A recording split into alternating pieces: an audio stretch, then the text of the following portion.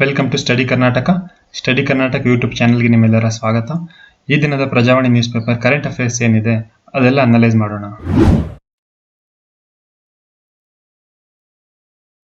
ಸೂರ್ಯನ ಸುತ್ತ ಕಾಮನ ಬಿಲ್ಲಿನ ಉಂಗುರ. ಬೆಂಗಳೂರಲ್ಲಿ ನಿನ್ನೆ ಈ ಥರ ಒಂದು ರೈನ್ಬೋ ಸರ್ಕಲ್ ಆಯಿತು ಸೂರ್ಯನ ಸುತ್ತ. ತುಂಬ ಬ್ಯೂಟಿಫುಲ್ ಆಗಿತ್ತು.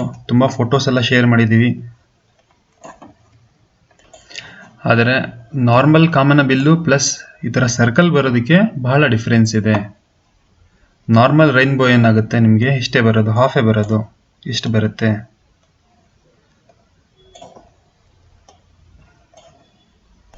ಆ ಥರ ಸರ್ಕಲ್ ಬರೋದಕ್ಕೆ ನಾವು ಏನಂತ ಹೆಸರು ಕರಿತೀವಿ ಅಂದರೆ 22 ಡಿಗ್ರಿ ಹಾಲೋ, 22 ಡಿಗ್ರಿ ಹಾಲೋ ಈ ಹೆಸರಿನ ಬಂದರೆ ಸರ್ಕಲ್ ಆಗುತ್ತೆ. ಈ ಥರ ಸರ್ಕಲ್ ಕಾಸ್ ಮಾಡೋ ಫಿನಾಮಿನಾ ಏನಿದೆ ಅದಕ್ಕೆ ರಿಫ್ರಾಕ್ಷನ್, ವಕ್ರೀಭವನ ಎಂದು ಕರಿತೇವೆ. ಇದು ನಾರ್ಮಲ್ ರೈನ್ಬೋ. ಇದರಲ್ಲಿ ಏನಾಗುತ್ತೆ, ಸನ್ಲೈಟ್ ಪಾಸ್ ಆಗುತ್ತೆ, ರಿಫ್ರಾಕ್ಷನ್ ಆಗುತ್ತೆ ಪ್ಲಸ್ ರಿಫ್ಲೆಕ್ಷನ್ ಆಗುತ್ತೆ. ಇದು ವಾಟರ್ ಡ್ರಾಪ್ಲೆಟ್ಸ್, ನೀರಿನ ಒಂದು ಡ್ರಾಪ್ಲೆಟ್ಸ್ ಅಲ್ಲಿ ನಾರ್ಮಲ್ ರೈನ್ಬೋ ಬರುತ್ತೆ. ಆದರೆ ಈ ಸರ್ಕಲ್ ಆಗೋದಕ್ಕೆ ಮೇನ್ ರೀಸನ್ ಬಂದು ಐಸ್ ಕ್ರಿಸ್ಟಲ್. ಆಕಾಶದಲ್ಲಿ ಸಿರಸ್ ಮೋಡ ಏನಿರುತ್ತೆ ಇದರಲ್ಲಿ ಐಸ್ ಕ್ರಿಸ್ಟಲ್ಸ್ ಇರುತ್ತೆ. ಹೆಕ್ಸಾಗನ್ ಶೇಪಲ್ಲಿ ಇರುತ್ತೆ ಇದು ಐಸ್ ಕ್ರಿಸ್ಟಲ್ಸ್. ಈ ಐಸ್ ಕ್ರಿಸ್ಟಲ್ಸ್ 22 ಡಿಗ್ರಿ ರಿಫ್ರಾಕ್ಷನ್ ಆಗಬೇಕು. ಸನ್ಲೈಟ್ ಏನಿದೆ 22 ಡಿಗ್ರಿ ರಿಫ್ರಾಕ್ಷನ್ ಆದರೆ ಈ ಆ್ಯಂಗಲ್ನಲ್ಲಿ ನಮಗೆ ಸರ್ಕಲ್ಸ್ ಬರುತ್ತೆ. ಜಸ್ಟ್ ಇದು ಒಂದು ಆ್ಯಂಗಲ್ ಅಷ್ಟೇ. ಸೊ ಇದೇ ರೀತಿ ಎಲ್ಲ ನಾವು 6 ಸೈಡ್ಸ್ ತಗೊಂಡ್ರು ಕೂಡ ನಮಗೆ ಫುಲ್ ಕಂಪ್ಲೀಟ್ ಸರ್ಕಲ್ ಆಗುತ್ತೆ. ಮೇನ್ ಡಿಫರೆನ್ಸ್ ನಾರ್ಮಲ್ ರೈನ್ಬೋಗೂ 22 ಡಿಗ್ರಿ ಹಾಲೋಗೂ, ಇದರಲ್ಲಿ ವಾಟರ್ ಡ್ರಾಪ್ಲೆಟ್ಸ್ ಇರುತ್ತೆ, ಇದರಲ್ಲಿ ಐಸ್ ಕ್ರಿಸ್ಟಲ್ಸ್ ಇರುತ್ತೆ, ಹೆಕ್ಸಾಗನ್ ಶೇಪಲ್ಲಿ ಇರುತ್ತೆ, ಪ್ಲಸ್ 22 ಡಿಗ್ರಿ ಆ್ಯಂಗಲಲ್ಲಿ ರಿಫ್ರಾಕ್ಷನ್ ಆಗುತ್ತೆ, ವಕ್ರೀಭವನ.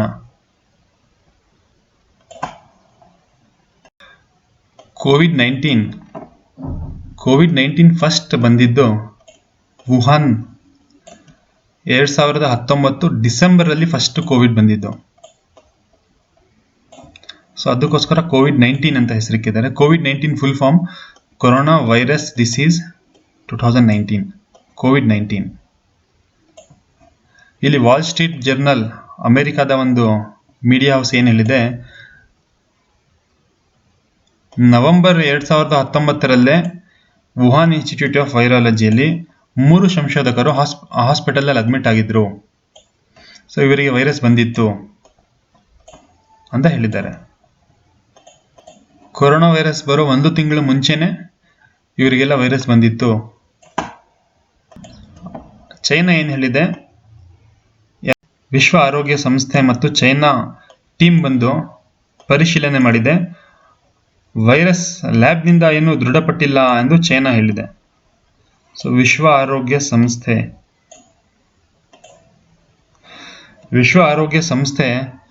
1948 ಸ್ಥಾಪನೆ ಆಗುತ್ತೆ.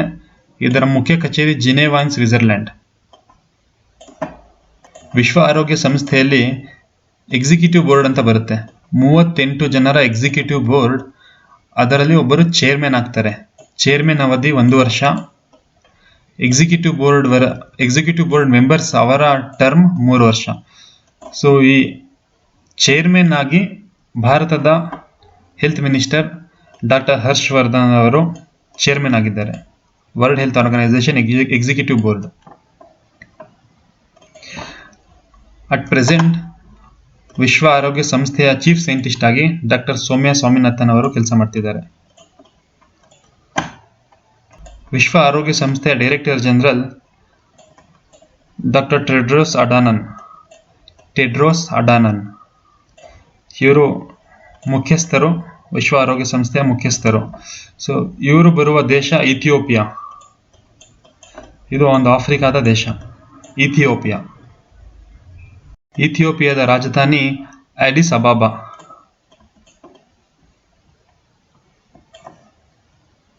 ಆಶಾ ಕಾರ್ಯಕರ್ತೆಯರ ಪ್ರತಿಭಟನೆ. ಸೊ ಆಶಾ ವರ್ಕರ್ಸ್ ಏನಿದ್ದಾರೆ ಇವರು ಕೂಡ ಕೋವಿಡ್ ಫ್ರಂಟ್ ಲೈನ್ ವರ್ಕರ್ಸ್. ನಮ್ಮ ದೇಶದ ಎಲ್ಲ ಗ್ರಾಮೀಣ ಪ್ರದೇಶದಲ್ಲಿ ಹೆಲ್ತ್ ಮತ್ತು ನ್ಯೂಟ್ರಿಷನ್, ಹೆಣ್ಣು ಮಕ್ಕಳಲ್ಲಿ ಪ್ಲಸ್ ಸಣ್ಣ ಮಕ್ಕಳಲ್ಲಿ ಇಂಪ್ರೂವ್ಮೆಂಟ್ ಆಗೋದಕ್ಕೆ ಆಶಾ ಕಾರ್ಯಕರ್ತೆಯರೇ main reason. ASHA full form accredited social health activist. 2005ರಲ್ಲಿ ಆಗಿನ ಪ್ರಧಾನಮಂತ್ರಿ doctor Manmohan Singh National Rural Health Mission start ಮಾಡ್ತಾರೆ. ಭಾರತದ ಎಲ್ಲ ಗ್ರಾಮೀಣ ಪ್ರದೇಶಗಳಲ್ಲಿ ಏನೆಲ್ಲ ಗ್ಯಾಪ್ಸ್ ಇದೆ, ಹೆಲ್ತಲ್ಲಿ ಗ್ಯಾಪ್ಸ್ ಇರ್ಬೋದು, ನ್ಯೂಟ್ರಿಷನಲ್ಲಿ ಗ್ಯಾಪ್ಸ್ ಇರ್ಬೋದು, ಎಜುಕೇಷನಲ್ಲಿ ಗ್ಯಾಪ್ಸ್ ಇರ್ಬೋದು. ಸೊ ಇದೆಲ್ಲ ಫುಲ್ ಮಾಡೋದಕ್ಕೆ ಆಶಾ ಕ್ರಿಯೇಟ್ ಆಗುತ್ತೆ. ಸೊ ಆಶಾ ಕ್ರಿಯೇಟ್ ಆಗಿರೋದು ನ್ಯಾಷನಲ್ ರೂರಲ್ ಹೆಲ್ತ್ ಮಿಷನ್ 2005 ಅಂಡರಲ್ಲಿ ಆಶಾ ಕ್ರಿಯೇಟ್ ಆಗುತ್ತೆ. ಕರ್ನಾಟಕದಲ್ಲಿ ಮಾತ್ರ ಅಲ್ಲ, ಇಡೀ ಭಾರತದಲ್ಲಿ ಆಶಾ ವರ್ಕರ್ಸ್ ಪ್ರತಿ ರಾಜ್ಯದಲ್ಲೂ ಕೆಲಸ ಮಾಡ್ತಾರೆ. ಏನೇ ಹೆಲ್ತ್ ರಿಲೇಟೆಡ್ ಏನೇ ಸಣ್ಣ ಪುಟ್ಟ ಪ್ರಾಬ್ಲಮ್ಸ್ ಆದರೆ ಹೆಣ್ಣು ಮಕ್ಕಳಲ್ಲಿ ಪ್ಲಸ್ ಸಣ್ಣ ಮಕ್ಕಳಲ್ಲಿ, so ASHA is the first port call for any health related demands. ASHA work ಮಾಡೋದು ಮಿನಿಸ್ಟ್ರಿ ಯಾವುದು ಅಂತ ಕೇಳಿದ್ರೆ ministry of health and family welfare. Ministry of health and family welfare. ಕಪ್ಪು ಶಿಲೀಂಧ್ರ, ಬ್ಲ್ಯಾಕ್ ಫಂಗಲ್ ಇನ್ಫೆಕ್ಷನ್ ಅಥವಾ mucormycosis, ಅದಕ್ಕೆ ನೀಡುವ antifungal injection ಏನಿದೆ, ಆ ಇಂಜೆಕ್ಷನ್ ಹೆಸರೇ ಲಿಪೋಸೋಮಾಲ್ ಆಂಫೋಟೆರಿಸಿನ್ ಬಿ. ಇದು antifungal infection. Black fungal infection ಆಗಿರಲಿ, ವೈಟ್ ಫಂಗಲ್ ಇನ್ಫೆಕ್ಷನ್ ಆಗಿರಲಿ, ಸೊ ಇದೇ ಇಂಜೆಕ್ಷನ್ ನೀಡೋದು liposomal amphotericin B. Black fungal infection ಕಾಸ್ ಮಾಡೋದು ಮ್ಯೂಕೋರ್ಮೈಕೋಸೈಟ್ಸ್, ವೈಟ್ ಫಂಗಲ್ ಇನ್ಫೆಕ್ಷನ್ ಕಾಸ್ ಮಾಡೋದು ಕ್ಯಾಂಡಿಡಾಸ್ ಫಂಗಲ್. ಪ್ಲಸ್ ಕೋವಿಡ್ ಏನಿದೆ ಏರ್ ಟು ಏರ್ ಸ್ಪ್ರೆಡ್ ಆಗುತ್ತೆ, ಪ್ಲಸ್ ಒಬ್ಬರಿಂದ ಇನ್ನೊಬ್ಬರಿಗೆ ಸ್ಪ್ರೆಡ್ ಆಗುತ್ತೆ. ಆದರೆ ಇದು ಬ್ಲ್ಯಾಕ್ ಫಂಗಲ್ ವೈರಸ್ ಏನಿದೆ, ಬ್ಲ್ಯಾಕ್ ಫಂಗಸ್ ಇನ್ಫೆಕ್ಷನ್ ಏನಿದೆ, ಇದು ಏರ್ ಟು ಏರ್ ಸ್ಪ್ರೆಡ್ ಆಗೋದಿಲ್ಲ. ವಿಶ್ವ ಆರೋಗ್ಯ ಸಂಸ್ಥೆಯು ಅನುಮೋದನೆ ನೀಡಿದ ಯಾವುದೇ ಲಸಿಕೆಯನ್ನು ರಾಜ್ಯ ಸರ್ಕಾರಗಳು ಖರೀದಿಸಬಹುದು ಎಂದು ಕೇಂದ್ರ ಸರ್ಕಾರ ಹೇಳಿದೆ.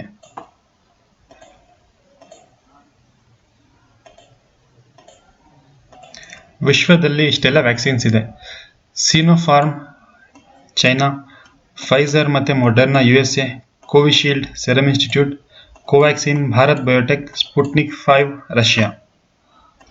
ಇದರಲ್ಲಿ ICMR Indian Council for Medical Research 1911ರಲ್ಲಿ IFRA Indian Fund Research Association, ಈ ಅಸೋಸಿಯೇಷನ್ನ 1949ರಲ್ಲಿ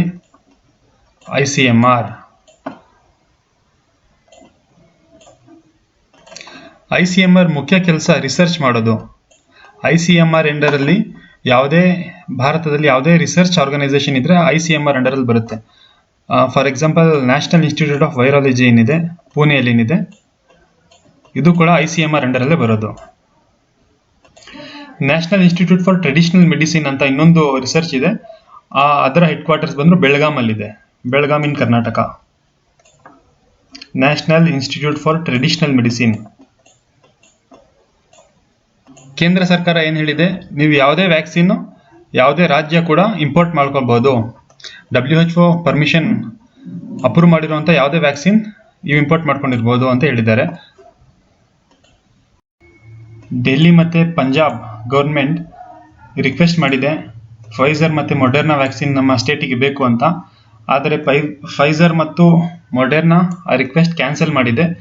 ನಾವೇನೇ ಇದ್ರೂ ಕೇಂದ್ರ ಸರ್ಕಾರದ ಜೊತೆ ಒಪ್ಪಂದ ಮಾಡಿಕೊಂಡೆ ನಾವು ವ್ಯಾಕ್ಸಿನ್ ಕೊಡೋದು, ನಾವು ಹಾಗೆ ಸ್ಟೇಟ್ಸ್ಗಳಿಗೆ ಕೊಡೋದಿಲ್ಲ ಅಂತ ಹೇಳಿದೆ. ಭಾರತದಲ್ಲಿ ಯಾವುದೇ ವ್ಯಾಕ್ಸಿನ್ ಇಂಪೋರ್ಟ್ ಆದರೂ, ಯಾವುದೇ ವ್ಯಾಕ್ಸಿನ್ ಮ್ಯಾನುಫ್ಯಾಕ್ಚರಿಂಗ್ ಆದರೂ CDSCO Central Drug Standard Control Organisation Ministry of Health ಅಂಡರಲ್ಲಿ ಬರುತ್ತೆ.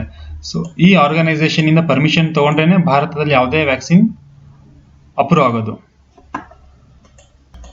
ಯಾವುದೇ ಇಂಪೋರ್ಟ್ ಡ್ರಗ್ ಆಗಿರಲಿ, ಯಾವುದೇ ನ್ಯೂ ಡ್ರಗ್ ಆಗಿರಲಿ, ಯಾವುದೇ ಕ್ಲಿನಿಕಲ್ ಟ್ರಯಲ್ಸ್ ಆಗಿರಲಿ, ಲೈಸೆನ್ಸ್ ಆಗಿರಲಿ, ಎಲ್ಲ authority CDSCO, Central Drugs Standard Control Organisation, Ministry of health and Family Affairs ಅಂಡರಲ್ಲಿ ಬರುತ್ತೆ ಇದು. Second, Myanmar. At present Myanmar ಅಲ್ಲಿ ಮಿಲಿಟರಿ ಆಡಳಿತ ನಡೀತಾ ಇದೆ, ಮಿಲಿಟರಿ ಕೋಪ್ ಅಂತ ಕರಿತೀವಿ. Myanmar leader Aung San Suu Kyi ಅವರನ್ನು ಅಲ್ಲಿನ ಮಿಲಿಟರಿ ಬಂಧಿಸಿದೆ, ಮತ್ತು ಮಿಲಿಟರಿ ಏನೆಲ್ಲ ಗೌರ್ಮೆಂಟ್ ಆಡಳಿತ ಏನೇ ಇದೆ ಮಿಲಿಟರಿ ನಡೆಸ್ತಾ ಇದೆ. ಭಾರತ ಮತ್ತು ಮಯನ್ಮಾರ್ ನೋಡಿದ್ರೆ, ಭಾರತದ 4 ರಾಜ್ಯ ಮಯನ್ಮಾರ್ ಜೊತೆ ಬಾರ್ಡರ್ ಶೇರ್ ಮಾಡುತ್ತೆ. ಅರುಣಾಚಲ್ ಪ್ರದೇಶ್, ನಾಗಾಲ್ಯಾಂಡ್, ಮಣಿಪುರ್, ಮಿಜೋರಾಂ. ಅರುಣಾಚಲ್ ಪ್ರದೇಶ್, ನಾಗಾಲ್ಯಾಂಡ್, ಮಣಿಪುರ್, ಮಿಜೋರಾಂ. ಸೊ ಇದೆಲ್ಲ ಬಾಂಗ್ಲಾದೇಶಲ್ಲಿ ಬರುತ್ತೆ. ಸೊ ಮಯನ್ಮಾರ್ ಇಲ್ಲಿ ಬರುತ್ತೆ. 4 ರಾಜ್ಯ. ಮಯನ್ಮಾರ್ನ ಅತಿ ದೊಡ್ಡ ನದಿ ಇರಾವದಿ ನದಿ. ಮಯನ್ಮಾರ್ನ ಕ್ಯಾಪಿಟಲ್ ನೈಪಿತಾವ್. ಮಿಯನ್ಮಾರ್ ಬಿಮ್ಸ್ಟೆಕ್ ಮತ್ತೆ ಆಸಿಯಾನ್ ಮೆಂಬರ್ ಕೂಡ ಆಗಿದೆ. ಬ್ರಿಟಿಷ್ ಇಂಡಿಯಾ ಮತ್ತೆ ಬರ್ಮಾ. ಮಯನ್ಮಾರ್ ಹಳೆ ಹೆಸರು ಬರ್ಮಾ. ಸೊ ಬರ್ಮಾ ಮತ್ತು ಬ್ರಿಟಿಷ್ ಇಂಡಿಯಾ ಮಧ್ಯೆ 3 ಯುದ್ಧ ನಡೆಯುತ್ತೆ. ಫಸ್ಟ್ ಬರ್ಮಾ ವಾರ್ ಏನಾಗುತ್ತೆ 1824 ಆಗುತ್ತೆ. ಫಸ್ಟ್ ಬ್ರಿಟಿಷ್ ಮತ್ತೆ Burma war, Anglo Burmese war ಅಂತ ಕರಿತೀವಿ. ಅದಕ್ಕಾದ ಟ್ರೀಟಿ ಹೆಸರು ಟ್ರೀಟಿ ಆಫ್ ಯಾಂದಾಬು, YANDABU.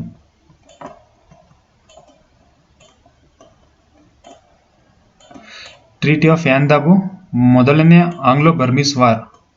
ಅದಾದ ನಂತರ ಟ್ರೀಟಿ ಆಫ್ ಯಾಂದಾಬು ಸೈನ್ ಮಾಡ್ತಾರೆ ಬರ್ಮಾ, ಮಯನ್ಮಾರ್ ಮತ್ತೆ ಬ್ರಿಟಿಷ್ ಇಂಡಿಯಾ. ಒಲಿಂಪಿಕ್ಸ್ 2020ರಲ್ಲಿ ಒಲಿಂಪಿಕ್ಸ್ ನಡೀಬೇಕಾಗಿತ್ತು. ಕೊರೋನಾ ವೈರಸ್ ಇಂದ ಪೋಸ್ಟ್ಪೋನ್ ಆಯಿತು. 2021ನೇ ಒಲಿಂಪಿಕ್ಸ್ ಟೋಕಿಯೋ, ಜಪಾನ್ನಲ್ಲಿ ನಡೀತಾ ಇದೆ. ಜಪಾನ್ ಪ್ರಧಾನಿ ಹೆಸರು ಯೋಶಿಹಿದೆ ಸುಗಾ. ಶಿಂಜೋ ಅಬೆ ಅಂತ ಇದ್ರು, ಅವರನ್ನು ರಿಪ್ಲೇಸ್ ಮಾಡಿ ಯೋಶಿಹಿದೆ ಸುಗಾ ಈಗ ಜಪಾನ್ನ ಪ್ರೆಸೆಂಟ್ ಪ್ರಧಾನಮಂತ್ರಿ ಇವರು. ಒಲಿಂಪಿಕ್ಸ್ ನಡೆಸುವಂತ ಸಂಸ್ಥೆ ಏನಿದೆ ಇಂಟರ್ನ್ಯಾಷನಲ್ ಒಲಿಂಪಿಕ್ಸ್ ಕಮಿಟಿ. ಅದರ ಮುಖ್ಯ ಕಚೇರಿ ಲೂಸೇನಿಯಾ, ಸ್ವಿಟ್ಜರ್ಲ್ಯಾಂಡ್ ಅಲ್ಲಿದೆ. ಅದರ president at present Thomas batch. International Olympics committee ಏನೇ ಒಲಿಂಪಿಕ್ಸ್ ರಿಲೇಟೆಡ್ ಏನೇ ಇದ್ರೂ ಆರ್ಗನೈಸ್ ಮಾಡೋದು ಇವರ ಜವಾಬ್ದಾರಿ, ಇಂಟರ್ನ್ಯಾಷನಲ್ ಒಲಿಂಪಿಕ್ಸ್ ಕಮಿಟಿ ಜವಾಬ್ದಾರಿ. ಸೇಮ್ ಭಾರತದಲ್ಲಿ ಇಂಡಿಯನ್ ಒಲಿಂಪಿಕ್ಸ್ ಕಮಿಟಿ ಅಂತ ಅಸೋಸಿಯೇಷನ್ ಅಂತ ಮಾಡ್ಕೊಂಡಿದ್ದಾರೆ, IOA. ಒಲಿಂಪಿಕ್ಸ್ ಗೇಮ್ ಆಗಿರ್ಬೋದು, ಏಷ್ಯನ್ ಗೇಮ್ಸ್ ಆಗಿರ್ಬೋದು, ಮತ್ತೆ ಕಾಮನ್ವೆಲ್ತ್ ಗೇಮ್ಸ್ ಅಂತ ಬರುತ್ತೆ. ಈ 3 ಗೇಮ್ಸ್ ಪ್ಲೇಯರ್ ಸೆಲೆಕ್ಟ್ ಮಾಡೋದು, ಟ್ರೈನಿಂಗ್ ಮಾಡೋದು, ಅದೆಲ್ಲ ಇಂಡಿಯನ್ ಒಲಿಂಪಿಕ್ ಅಸೋಸಿಯೇಷನ್ ಇವ್ರು ನೋಡ್ಕೊಳ್ತಾರೆ. 1927ರಲ್ಲಿ ಇಂಡಿಯನ್ ಒಲಿಂಪಿಕ್ ಅಸೋಸಿಯೇಷನ್ ಸ್ಟಾರ್ಟ್ ಆಗುತ್ತೆ. ಸರ್ ದೊರೊಬ್ಜಿ ಟಾಟಾನೇ ಮೊದಲನೇ ಪ್ರೆಸಿಡೆಂಟ್ ಆಗ್ತಾರೆ Indian Olympic association, IOA. At present Indian Olympic association president Narender Batra. ಇವರು ಇಂಟರ್ನ್ಯಾಷನಲ್ ಒಲಿಂಪಿಕ್ಸ್ ಕಮಿಟಿ ಮೆಂಬರ್ ಕೂಡ ಆಗಿದ್ದಾರೆ, ಇಂಡಿಯನ್ ಒಲಿಂಪಿಕ್ಸ್ ಅಸೋಸಿಯೇಷನ್ ಪ್ರೆಸಿಡೆಂಟ್ ಕೂಡ ಆಗಿದ್ದಾರೆ. ಇಂಟರ್ನ್ಯಾಷನಲ್ ಹಾಕಿ ಫೆಡರೇಷನ್ IFC ಅದರ ಪ್ರೆಸಿಡೆಂಟ್ ಕೂಡ ಆಗಿದ್ದಾರೆ ನರೇಂದರ್ ಬಾತ್ರಾ. ಟಾಪ್ಸ್ ಯೋಜನೆ Target Olympic Podium Scheme, Ministry of Youth Affairs and Sports ಅಂಡರಲ್ಲಿ ಸ್ಕೀಮ್ ಬರುತ್ತೆ. ಈ ಸ್ಕೀಮ್ ಇಂಪಾರ್ಟೆನ್ಸ್ ಏನು ಅಂದರೆ, ಯಾರೇ ಒಲಿಂಪಿಕ್ಸ್ ರೆಪ್ರೆಸೆಂಟ್ ಮಾಡಲಿ ಅಥವಾ ನೆಕ್ಸ್ಟ್ ಒಲಿಂಪಿಕ್ಸ್ ರೆಪ್ರೆಸೆಂಟ್ ಮಾಡುವವರು ಇರ್ತಾರೆ, ಅವರಿಗೆ A to Z ಫೆಸಿಲಿಟಿ ಮಾಡ್ತಾರೆ. ಕೋಚ್, ಮಾನಿಟರಿ ಹೆಲ್ಪ್, ಎಕ್ವಿಪ್ಮೆಂಟ್ಸ್ ಏನಿದೆ ಅದು ಬೈ ಮಾಡೋದಕ್ಕೆ ಹೆಲ್ಪ್ ಮಾಡ್ತಾರೆ. ಪ್ಲಸ್ ಅವರಿಗೆ rehabilitation, everything A to Z ಎಲ್ಲ ಫೆಸಿಲಿಟಿ ಮಾಡ್ತಾರೆ. ಅವ್ರ ಮುಖ್ಯ ಕೆಲಸ ಬಂದು ಭಾರತವನ್ನು ರೆಪ್ರೆಸೆಂಟ್ ಮಾಡಿ ಒಲಿಂಪಿಕ್ಸಲ್ಲಿ ಮೆಡಲ್ ಗೆಲ್ಲಬೇಕು. ಸೊ ಇದುವರೆಗೂ ಭಾರತದಿಂದ ಒಬ್ಬರೇ ಗೋಲ್ಡ್ ಮೆಡಲ್ ಗೆದ್ದಿರೋದು ಅಭಿನವ್ ಬಿಂದ್ರಾ 2008 ಬೀಜಿಂಗ್ ಒಲಿಂಪಿಕ್ಸ್. 2016ನಲ್ಲಿ PV ಸಿಂಧು ಮತ್ತು Sakshi Malik silver and bronze win ಆಗಿದ್ರು. PV ಸಿಂಧು ಮತ್ತು ಸಾಕ್ಷಿ ಮಲ್ಲಿಕ್ ಟಾಪ್ಸ್ ಸ್ಕೀಮ್ ಅಂಡರಲ್ಲೇ ಇವರು ಟ್ರೈನಿಂಗ್ ತಗೊಂಡಿದ್ದು. ಇನ್ನೊಂದು ಕರೆಂಟ್ ಅಫೇರ್ಸ್ ಇದೆ. ಏಷ್ಯನ್ ಬಾಕ್ಸಿಂಗ್ ಚಾಂಪಿಯನ್ಶಿಪ್ 2021ನೇ ಏಷ್ಯನ್ ಬಾಕ್ಸಿಂಗ್ ಚಾಂಪಿಯನ್ಶಿಪ್ ದುಬೈಯಲ್ಲಿ ನಡೀತಾ ಇದೆ. ಮೊದಲನೇ ಏಷ್ಯನ್ ಬಾಕ್ಸಿಂಗ್ ಚಾಂಪಿಯನ್ಶಿಪ್ 1963ರಲ್ಲಿ ನಡೆಯುತ್ತೆ. ಥೈಲ್ಯಾಂಡ್ ಬ್ಯಾಂಕಾಕ್ನಲ್ಲಿ ಮೊದಲನೇ ಏಷ್ಯನ್ ಬಾಕ್ಸಿಂಗ್ ಚಾಂಪಿಯನ್ಶಿಪ್ ನಡೆಯುತ್ತೆ.